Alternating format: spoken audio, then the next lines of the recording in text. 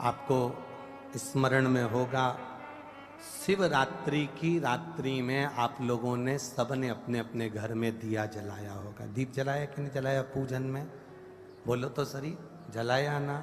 शंकर जी को बेलपत्री चढ़ाई कि नहीं चढ़ाई? चढ़ाई ना?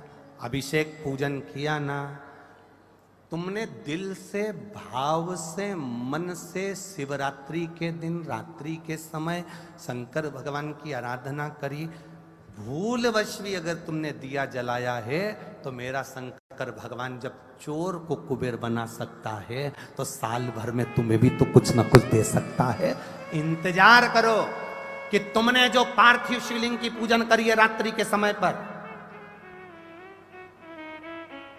केवल पार्थिव शिवलिंग की पूजन रात को नहीं होती है, पर केवल शिवरात्रि, हरतालिका तीज, छोटी तीज, बड़ी तीज, अन्य जो त्योहार होते हैं, सोमवार की अष्टमी आदि जो उत्सव होते हैं, इसमें शिवरात्रि की रात्रि में, उसका मतलब ही शिवरात्रि है, रात के समय पर आप अभिषेक करो, पूजन करो, अर्चना करो।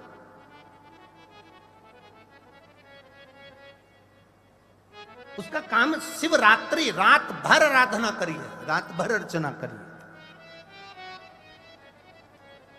एक बार हमने बहुत पहले 2-3 साल पहले कथा में कहा था कि शिव जी का अभिषेक रात में नहीं होना चाहिए, केवल शिवरात्रि एक ऐसी होती है जिसमें शंकर भगवान का अभिषेक रात्रि को होता है और दिल से करना चाहिए, पूजन दिल से करना चाहिए। कुछ विधर्मियों ने हमारी पुरानी क्लिप निकाल के उसको आधा काट लिया और आधा काट कर उसमें ये चला दिया कि रात्रि में अभिषेक नहीं होना चाहिए, तो वो पर उसने पूरी नहीं चलाई कि गुरुजी ने क्या बोला कि शिवरात्रि की रात्रि को रात भर पार्थिव शिवलिंग का पूजन करिए, आराधना करिए, अर्चना करिए। उसने उतना चलाया कि रात को शिवलिंग का पूजन ना करें। बहुत लोग लगे हैं धर्म को खींचने में, सत्कर्म को खींचने में। अधर्मी ढेर पड़े हुए हैं जो कहीं ना कहीं किसी ना किसी रूप में सनातन धर्म को नीचे दिखाने का प्रयास करते हैं। बड़े बड़े औहदे पर बैठकर भी लोग सहजता नहीं रखते, इसलिए तो रामचरितमानस में लिख दिया, ऊंच निवास नीच करतूती और देख न सकई पराई विभूति। दुनिया की विभूति देख नहीं पा रहे, आंखों में चुभ रही है कि कैसे इतना आगे बढ़ रहा है, कैसे ये सब भजन हो रहा। 63 करोड़ लोगों ने अभिषेक पूजन कर ली, दुनिया को चुभ रही है 63 करोड़।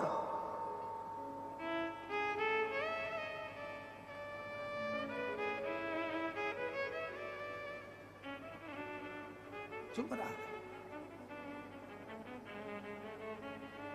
और 63 करोड़ लोगों ने जो अभिषेक करा, ये शिव तत्व है, ये शंकर की उदारता, ये करुणा है, ये भगवान की भक्ति। यहां तो कितनी सुंदर बात कही, भूल से भी शंकर का जो गुणगान कर लेता है। एक भील की कथा आती है शिवरात्रि की, आप लोगों ने पढ़ी होगी भील की कथा। पेड़ पे चढ़ गया, हिरण को मारना था, बच्चों का पेट भरना था, मांस चाहिए था, पेड़ पे चढ़ा, पानी की छाजल, अब इधर छाजल जानते कि नहीं जानते मैं नहीं मालूम, कपड़े की बनती थी, मोटे कपड़े की छाजल जिसमें पानी भरा था, ठंडा पानी रहता था, कपड़े की छाजल लेकर ऊपर चढ़ा, पेड़ पे टांग दिया, चढ़ गया ऊपर। हिरण का इंतजार कर रहा है कोई मृग आ जाए, उसको मारूंगा, बच्चों का पेट भरना, बच्चे भूखे हैं।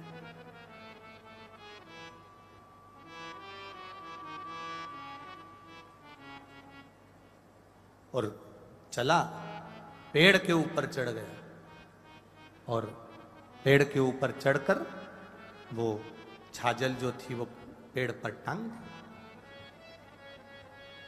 और पेड़ पे टांगी।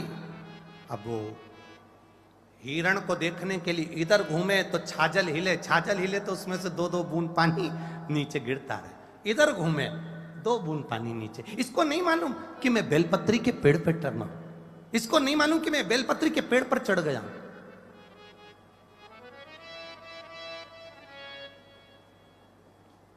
इसको मालूम ही नहीं, बेलपत्री के पेड़ पर चढ़ाऊं उसको नहीं मालूम। उसके स्मरण में। और नीचे एक शिवलिंग था, बस ठीक है, नीचे एक शिवलिंग था। बेलपत्री गिर रही थी, बूंद बूंद पानी नीचे गिर रहा था, शिवलिंग पर पड़ रहा था। रात्रि के समय पर उसको नहीं मालूम कि शिवरात्रि है और भोले बाबा प्रसन्न होकर प्रकट हो गए। मांग तुझे क्या चाहिए, मैं तुझे क्या दे दूं, बोल। सरल है ना, सहज है मेरा शिव, मैं तुझे क्या दे।